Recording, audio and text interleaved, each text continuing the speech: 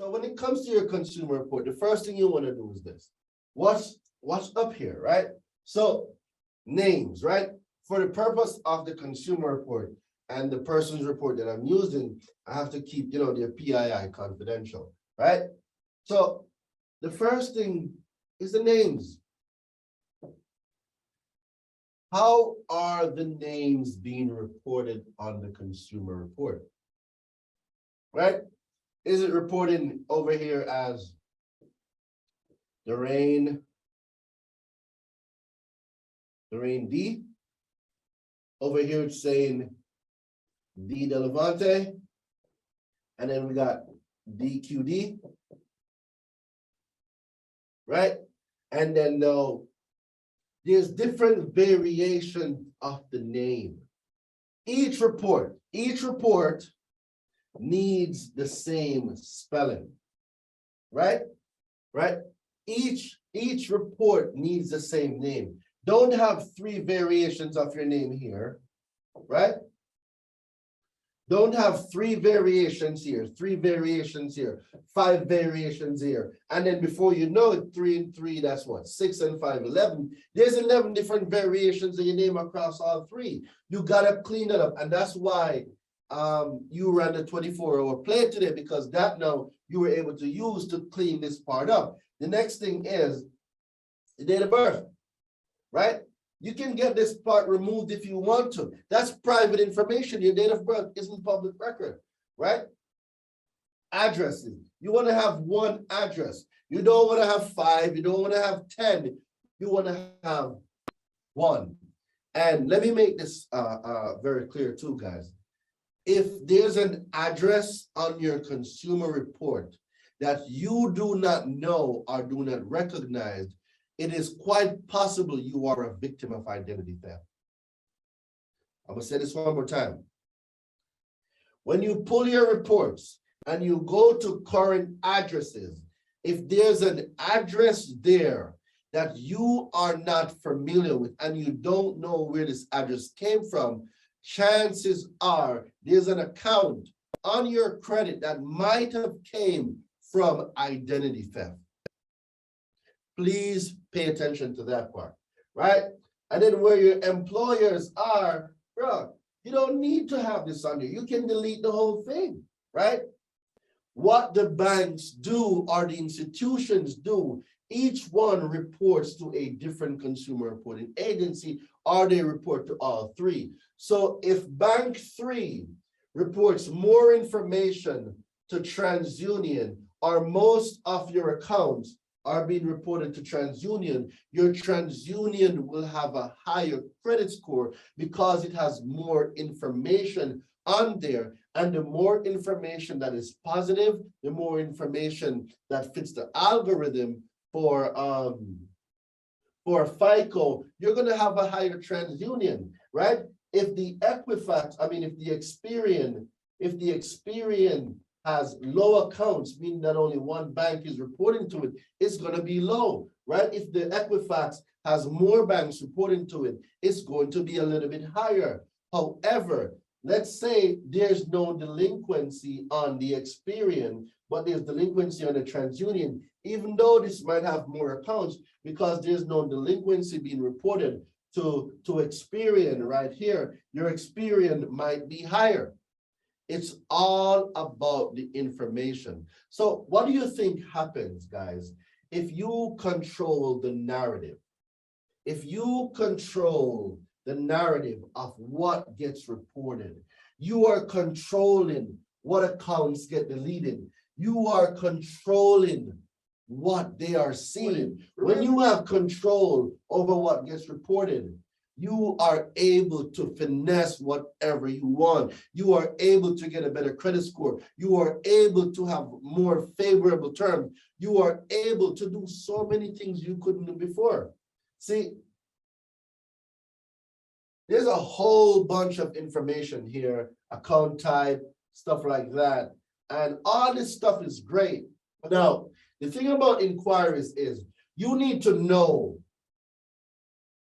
not just you or your partner or your family members, you guys need to know when these inquiries happened.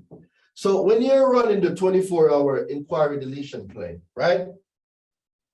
When you call about inquiries, it's important to have your consumer report printed out in front of you. Why? Because we know from yesterday when we did the inquiry that an inquiry comes from what? Permissible purpose, where a business has a legitimate business reason for pulling a consumer's consumer report, right? So if you see inquiries on here, let's say all of these inquiries right here, right, came from Crooked Car Dealership. Crooked, C-R-O-O-K, Crooked Car Dealership. Right? They have no permissible purpose, because you went to XYZ Auto, but XYZ Auto are their friends, right? They're friends. They're friends with Crooked Car Dealership. XYZ, they have permissible purpose because you signed the document. So they have permissible purpose. But they call their boys over Crooked Car Dealerships because they know they do what? Subprime lending. So they know their buddies do subprime lending. So they call their friends and say, hey, yo, we got a live one here, bro. They got like a 500 credit score. They got like $5,000 cash for a down payment. Yo, we are not letting this person leave. So what can you do for us, right? So they shop you around to like 15 different people. And before you know it, there's 15 inquiries on your credit. Well, I gave XYZ permissible purpose. I did not give Crooked Car Dealership any permissible purpose. So Crooked Car Dealership have no document. They have no document where I gave them permissible purpose. So now when you know this, you can run the 24-hour express inquiry deletion guide, or you can use the inquiry deletion letter that I went over yesterday and send it to Crooked Car Dealership requesting. So the first thing you want to do is let them know that, hey, brother, you furnished an inquiry on my credit and you don't have permissible purpose.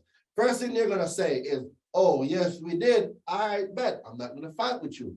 I am hereby requesting in good faith the document that gave you permissible purpose. I want the written permission where Ida and Levante gave you, Crooked Car Dealership, permissible purpose to pull my reports.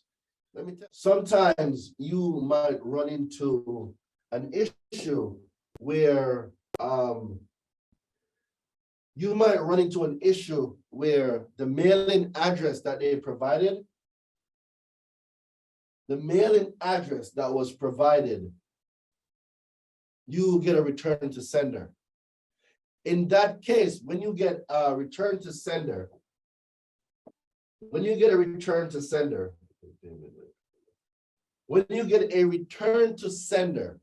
you can use that as leverage, that the information that is being provided is inaccurate because I sent out a dispute. So this is where now you would take that, if the letter comes back as undeliverable or return to sender, that's where you're going to take that letter showing that you mailed in a dispute to that creditor that is listed on your consumer report, and the letter came back as undeliverable, right? So now you are going to use this. You're going to send that letter to Experian, TransUnion, or Equifax, letting them know that they are furnishing inaccurate information on the consumer report. The address listed on the consumer report from your company has this address on it. I mailed out a letter to dispute an inaccurate account from the address furnished from your consumer reporting agency. It came back undeliverable, or it came back returned to sender. You are reporting inaccurate information. This account is unverifiable. Delete this account from my consumer report. And then now you want to use that information, file a complaint with the CFPB, reiterating the same thing. So that's how you read the consumer report. Now, late payments, right? A big nuisance, and everybody, well, I won't say everybody got them, but having late payments, guys, is not the end of the world. Let's talk about getting these late payments deleted. So what I want you to do now is I want you to come on a journey with me, right? We're going to go on a journey to the realm of consumer law. We're going to go to 15 U.S.C. 1681A. We're going to scroll down to number 2, right? Number 2 is what?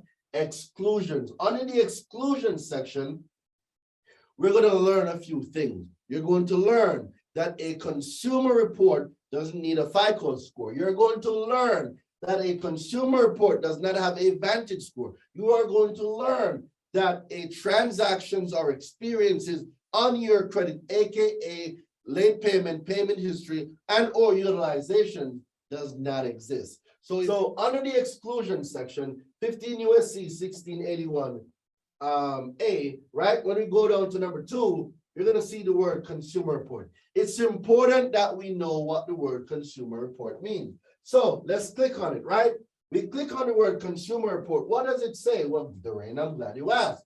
In general, the term consumer report means any written, oral, or other communication of any information by a consumer reporting agency bearing on a consumer's credit worthiness, credit standing, credit capacity, character, general reputation, personal characteristics, or mode of living which is used or expected to be used or collected in whole or part for the purpose of serving as a factor in establishing the consumer's eligibility for credit or insurance to be used primarily for personal, family, or household purposes, employment purposes, or C, any other purpose authorized under this title. Let me ask you guys a question.